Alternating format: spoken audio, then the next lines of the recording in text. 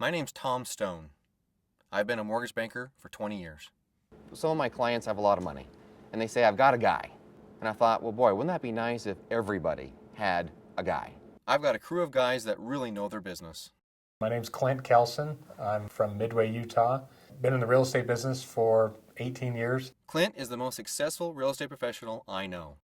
Been involved in some commercial development, also residential development in Utah and also outside of Utah when the market was good and also when the market was poor. And Wade is an attorney with years of experience. So we find out the value, the equity valuation. We got to get a copy of her divorce decree. I had my ear to the economy since the real estate boom of 2004, 2005, 2006. Seen a lot of wealthy guys go broke. Seen a lot of not so wealthy guys make a lot of money and then quickly lose it.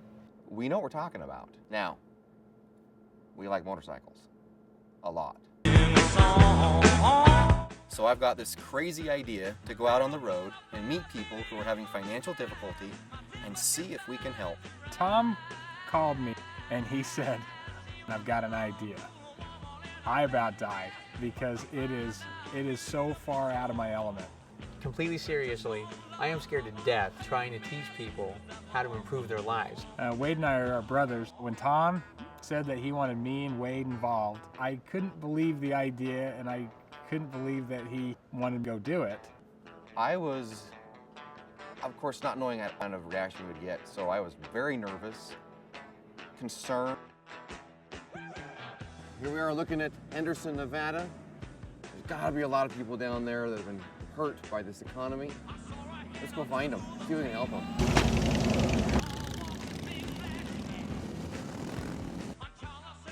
You know, probably my biggest fear is not ever being able to provide enough for my kids. I wanted to buy a house in a year when my list is up. I know that if we have a few minutes of someone's time and a little bit of trust, we can provide some meaningful financial assistance to somebody who really needs it. So would you share with us your financial situation?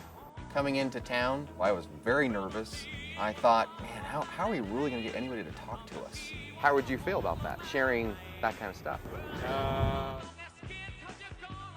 How are they going to trust us? I have no idea if I'm going to be able to connect.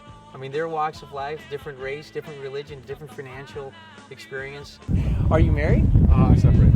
Okay, you divorced? I'm going through. That can be expensive. It can be. I don't get nervous talking to strangers, even going up to them and talking to them, but I get nervous to give them the right advice, to give them the right direction. We're going around and we're talking to people about what their issues are and where they're struggling, you know, whether it's real estate or trying to save them some money in insurance. Definitely thought to myself, who do you think you are that you think you can come and do this? I've got to at least try and see if we can help. And see if we can lend our years of experience to help people get back on track and give them some hope for solving their financial problems. So we roll into town. We're trying to find somebody that we can talk to. You ready? Let's do it. We go to a little restaurant, the Blueberry Hill.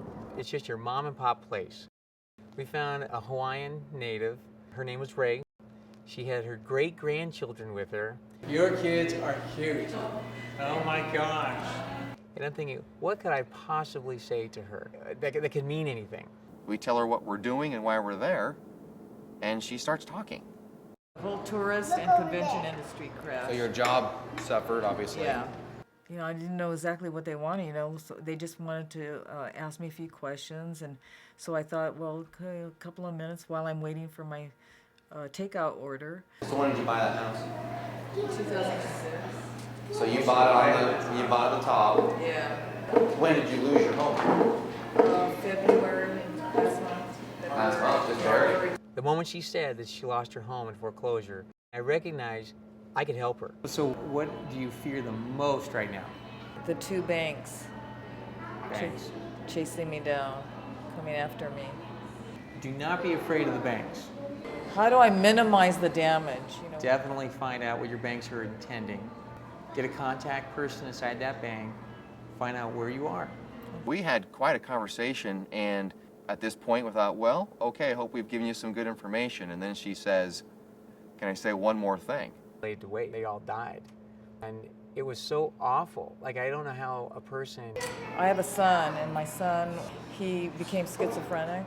My son ended up shooting, killing his sister, my daughter, my mother, my father, and another grandchild. And Dead?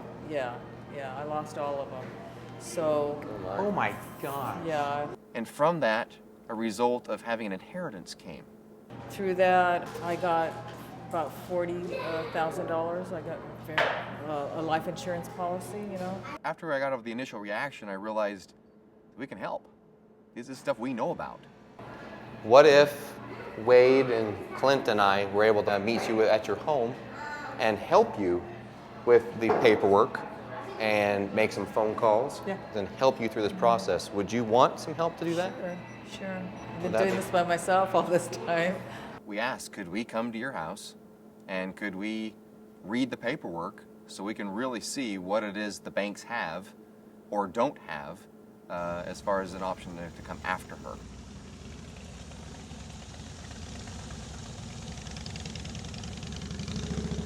Look at this. God bless you. A Merry Christmas from a hardworking, union-working, Christian, single-parent family and caretaker of orphans and homeless teens. Hi, Ray. So we walk into her house. She has this table right in the front room, and it's full of papers. And I thought, man, this has been the center of her life for 2 years. It's just like, it's endless. It's never ending. You know what? Let's start digging in. Can we take a peek at them? I was looking for 2 things, a note and a trust deed. That's what I wanted to see. So 230,000-ish went up in smoke, but yet the second is still coming after her. The first, though, could still come after her for the balance. She's in a really rough spot. When we were visiting with Ray, she had received a phone call, ironically enough, by the second note trust deed holder. We were calling about the second mortgage. We have a principal balance of $70,847.32, and we haven't been received a payment since February of 2009. What I did was got on the phone call with her and walked her through the dialogue that she needs to have with that bank. What kind of amount are you thinking about when you say that you might be willing to take a lot less on behalf of the bank? She would need to make an offer to us, something that she is able to afford and pay. Okay. I'm assuming that you'd want that offer in writing, is that correct? Yes. She can move forward and start a progressive dialogue with the bank. And that's just one option. The other option is to find a place where the seller, now you'd have to have good rent history for this to happen, is for seller financing. Talk to the owner or property manager and see if they would sell it and go into a lease with an option to purchase and exercise that option and establish the purchase price that it is right now in this downtime. Then when the market comes back, you can sell it, make your profit, and move to Hawaii and live out your days. Just know that it's a little at a time. You do a little bit every month, it'll be a lot in 10 years. Sorry, we're not going to hit the headline news with the fact that Ray's consistent and she keeps on going, but that is exactly how you achieve your goals, and that's how you get there. I'll do it. Atta baby. Thank you for coming into my life. Again, we haven't solved your problems today because it still is you that makes the decisions, but we hope we've just kind of helped you get some clarity and a little bit of direction, and then hope. Little old me in this situation. Thank you. I feel so tall when I'm there. Ray, you're wonderful. Thank you so much. Oh, thank you. I want people to be happy. It really is quite rewarding to help somebody out. Cool. Now, we're going to have a plane in a minute here, right. But to the extent that you can, without, disclosing. There's just so many people that are in the exact same situation, and we're going to help them if we can. I'm really, really grateful and thankful that this chance meeting happened. Where were these guys before? But thank God they came into my life now and put some, light through the dark tunnel. We may not be able to solve everyone's problems, but I'm certain we can provide sound advice, give someone direction, and restore hope to someone who might have lost it.